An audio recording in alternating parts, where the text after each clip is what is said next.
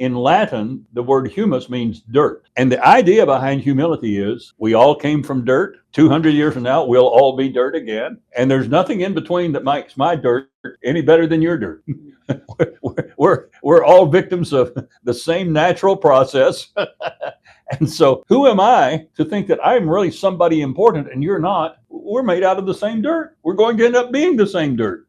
The false belief that if I ask for help or ask for advice, I will look weak. The fact of the matter is, the most humble leaders I've known are seen as very strong because they're not afraid to take criticism. They're not defensive when people suggest that maybe they need to go at things in a different way. They are seen as people of strength, not weak. But the popular view is if I acknowledge that I need help or I need someone's advice or need somebody else's viewpoint, then I will come across as weak. There was a study done by the men behind the research that I'm going to share with you next, Jerry Kouzes and Barry Posner.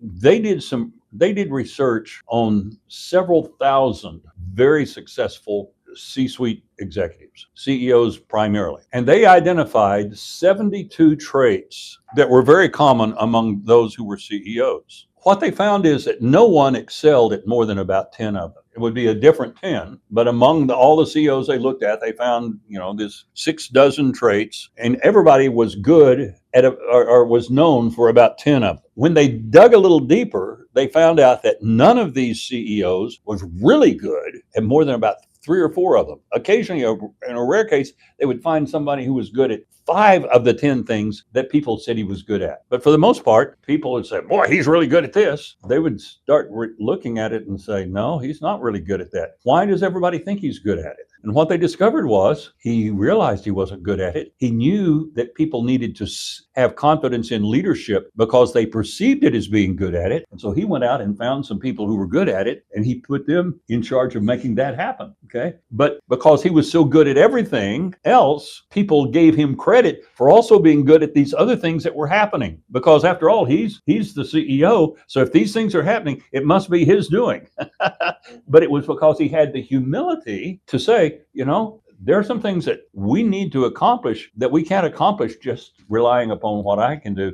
I've got to find people who can supplement and complement who I am to make it happen. So you're really onto something there with the humility. It is a great issue. And people who are seeking senior positions for the power and the prestige it gives it are the people who are least likely to be humble. The people who really are humble and are great leaders are people who sought it because they wanted to make the company better. They wanted to make their neighborhood and city better. They wanted to make the world a better place. Those people have no trouble admitting that they need help because to them the cause is more important than them personally.